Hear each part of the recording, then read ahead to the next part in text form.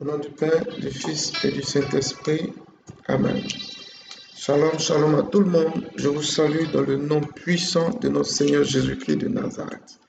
Que Dieu vous bénisse là où vous êtes. Que la grâce de Dieu soit avec vous là où vous vous trouvez au nom de Jésus-Christ de Nazareth. Ce matin, je veux rapidement, en quelques minutes, vous exhorter à la conversion. Frères et sœurs, il est important qu'on se convertisse. La conversion. La conversion, c'est un changement de vie. On le sait nous tous. Il est important qu'on se convertisse. On a beaucoup de chrétiens à remplir les églises et même à ne pas du tout être convertis. On a beaucoup de chrétiens même à ne même plus aller à l'église. On a été baptisé depuis longtemps, on reste à la maison parce qu'on pense que l'église est corrompue, pourrie, on n'y va pas. Et pour ça, beaucoup restent à la maison. Frères et sœurs, c'est important que tu te convertisses. Je te le dis, c'est important. Tu dois te convertir parce que la première chose, c'est que Dieu dit, si tu te convertis, tu seras sauvé. Jésus dit, croyez en moi. Croyez en Dieu et croyez en celui qui l'a envoyé, donc en Jésus, et vous serez sauvés. Voilà. Donc, il faut croire en Jésus pour être sauvé. Et la foi en Jésus, là, c'est ça aussi qu'est la conversion. On se convertit à Jésus-Christ de Nazareth pour être sauvé. Ça, c'est un. La deuxième chose, c'est que Dieu s'est engagé à nous bénir si nous nous convertissons. Et il y a plusieurs bénédictions que Dieu s'est engagé à nous donner si nous nous convertissons. Se convertir, c'est essentiel. Je veux rapidement passer en revue quelques bénédictions que Dieu t'a promis, Dieu m'a promis, si on change de vie. C'est-à-dire que à chaque fois qu'un chrétien décide de changer de vie et de devenir chrétien, se convertit, même s'il est chrétien, il avait une mauvaise vie, et puis il décide de changer pour arrêter une mauvaise chose qu'il faisait, il y a une bénédiction qui est rattachée à ça. C'est pour ça aujourd'hui, je veux exhorter quelqu'un qui m'écoute à te convertir. Pendant que tu vas te convertir aujourd'hui, une bénédiction va être rattachée à ça. Dieu va te bénir aujourd'hui, mais si tu veux. Donc, je veux rapidement, si tu permets, te donner quelques points.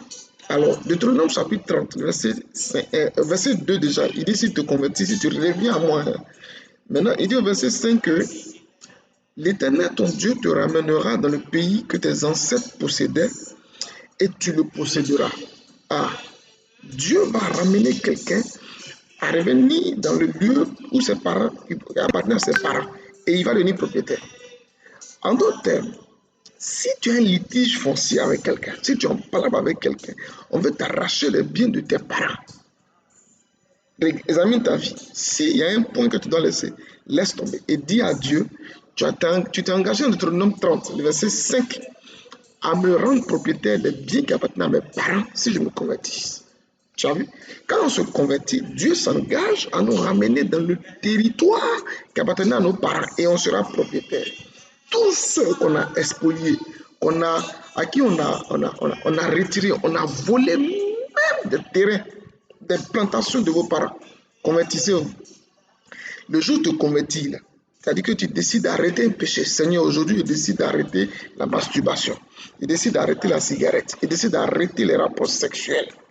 Donne-moi la force pour ça. Ce jour, tu prends cette décision de tout ton cœur.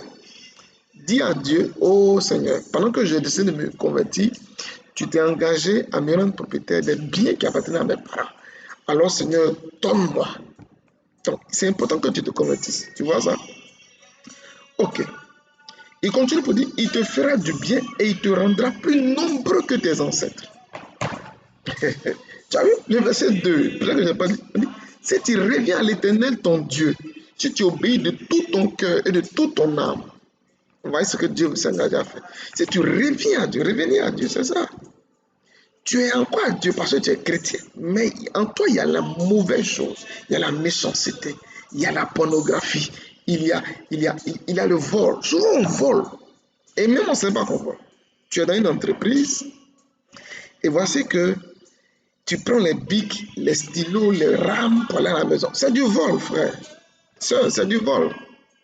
Tu es dans la maison, on sait tout le monde, mais toi, tu n'entends plus. C'est du vol. C'est du vol. C'est du vol, tout ça. Tu es dans une relation avec quelqu'un et tu abuses de la personne, de sa confiance. Tu te fais pitié toi-même pour que la personne puisse se faire quelque chose, mais te donne quelque chose. C'est du vol.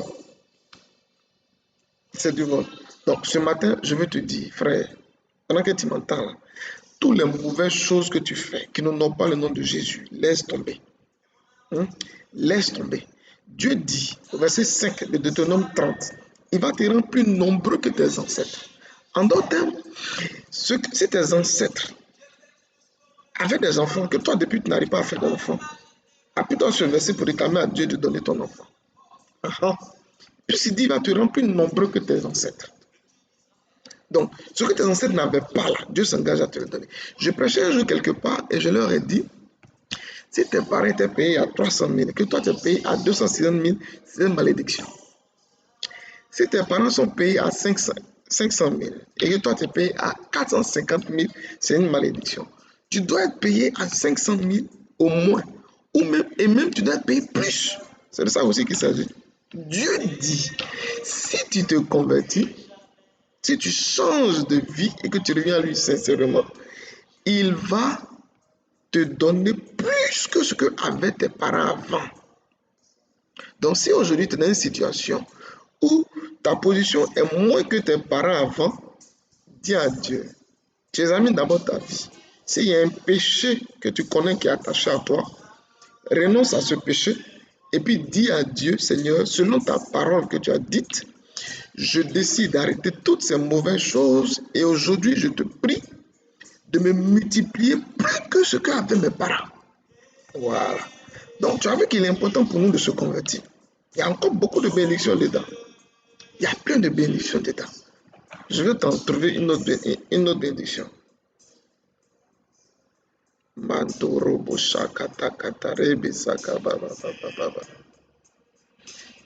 Au verset 7, l'Éternel ton Dieu fera tomber toutes les malédictions sur tes ennemis, sur ceux qui t'auront détesté et persécuté. Tous ceux qui sont dans une situation où on vous maltraite, on ne vous aime pas, on vous fait du mal, convertissez-vous. Et allez voir Dieu pour lui dire, Seigneur, tu avais dit que tu allais frapper mes ennemis de malédiction. Tous ceux qui se plaignent, mais pourquoi depuis que je suis chrétien, ma vie là, je ne suis pas béni, et puis pendant que les païens prospèrent, moi je ne prospère pas. Appuie-toi sur ce verset. D'abord examine ta vie. Abandonne toutes tes mauvaises choses. Abandonne. Abandonne tout. Et puis maintenant, on va dire au Seigneur, les malédictions doivent frapper tous ceux qui me persécutent désormais. Et puis t'assois tranquillement. C'est tout. C'est tout.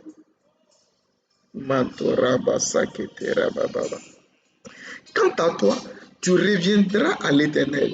Tu lui obéiras et tu mettras en pratique tous les commandements que je te prescris aujourd'hui.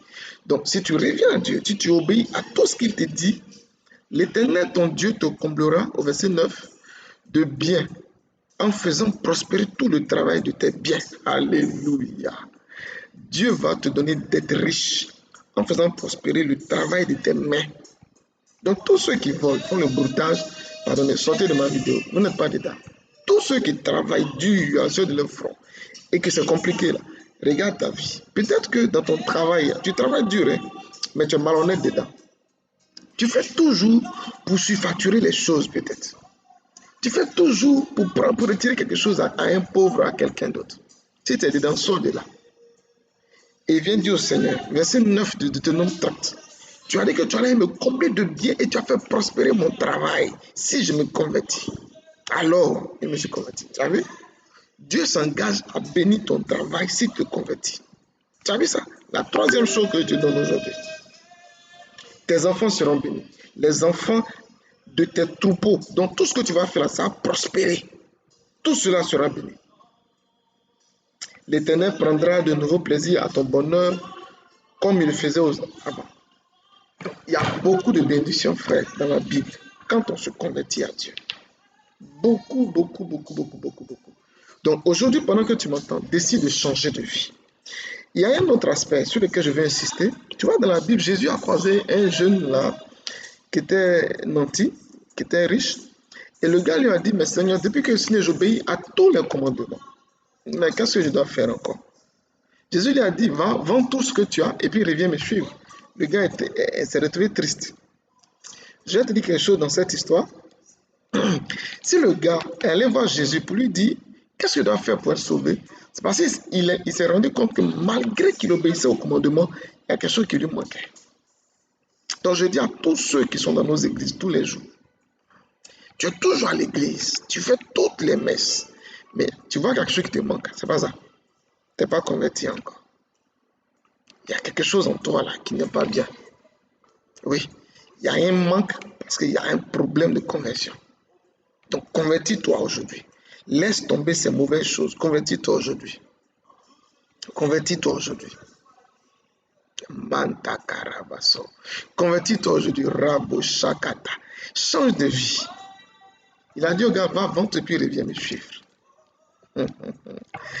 Frère, c'est important, c'est vraiment important. C'est important qu'on écoute la voix de Dieu.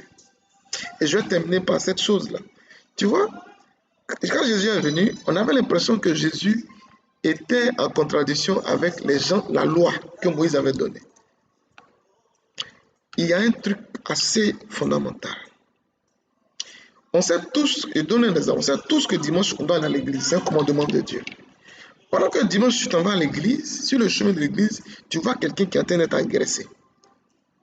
Et tu le laisses, parce que tu penses que l'heure de la messe est arrivée. Donc, tu le laisses là, puis tu t'en vas à l'église.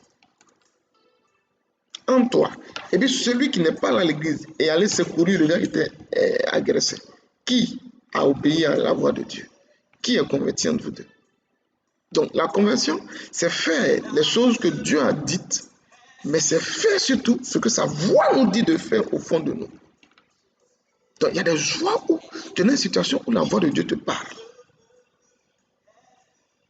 Des choses que tu dois faire, même si on dit on doit faire comme ça, mais tu sens qu'il y a des choses que tu dois faire. Il faut obéir à ce que tu entends. Tu vois ça? Donc, quand tu vas faire ça, Dieu s'engage à te bénir. Se convertir, c'est essentiel. Il y a la conversion. Il y a que Dieu dit, tu vas prendre possession des biens de tes parents. Je résume. Il y a que Dieu dit, tes enfants aussi seront bénis. Il y a que Dieu dit, il va jeter la malédiction sur tous ceux qui t'oppriment, tous ceux qui t'oppressent, tous tes ennemis. Il y a aussi que Dieu dit, il va bénir ton travail si tu te convertis, si tu reviens à lui. Donc, pardon, regarde ta vie. Il y a quelque chose dedans qui ne plaît pas à Dieu. Laisse tomber ça. Laisse tomber ça. Peut-être que tu parles trop. Peut-être que tu critiques. Frère, on passe tellement à côté de beaucoup de bonnes choses. Dieu attire mon attention sur un truc. Dans la vie d'aujourd'hui, tout le monde est pressé. On n'a pas le temps. Personne n'a le temps. Tout le monde court dans tous les sens. Et ça fait qu'on n'a pas du temps pour se faire le point même de notre vie. Je t'exhorte vraiment à faire des retraites souvent. Pour que tu puisses revenir, être calme un peu, faire le point de ta vie, de ta situation avec Dieu. C'est important. On court dans tous les sens, les vendredis soirs, funérailles, réunions, samedi, dimanche, on n'a pas le temps. Il faut trouver du temps pour Dieu dedans. Il faut trouver du temps pour toi-même avec Dieu. Donc, vraiment, frère, c'est essentiel que tu te convertisses. Reviens à Dieu ce jour. Aujourd'hui, pendant que tu entends ma voix, reviens à Dieu. La Bible dit, si vous entendez sa voix, revenez à lui aujourd'hui. Il est juste bon pour vous accorder. Jésus dit en Apocalypse 3, verset 20, voici, je me tiens à la porte de ton cœur et je frappe. Si tu entends ma voix et que tu ouvres, j'entre et je dîne avec toi et toi avec moi. Il y a tellement de bonnes choses derrière ça, mais je ne rentre pas dans ce verset-là. Aujourd'hui, convertis-toi. Change de vie. Crois en Dieu. Attache-toi à Dieu. Cherche à connaître Dieu. Rencontre ton Dieu. Ne laisse pas le monde te conduire rapidement dans plein de choses et ne pas avoir de temps pour Dieu. Trouve du temps pour ton Dieu. Dieu va bénir ta vie. Il va bénir ta vie.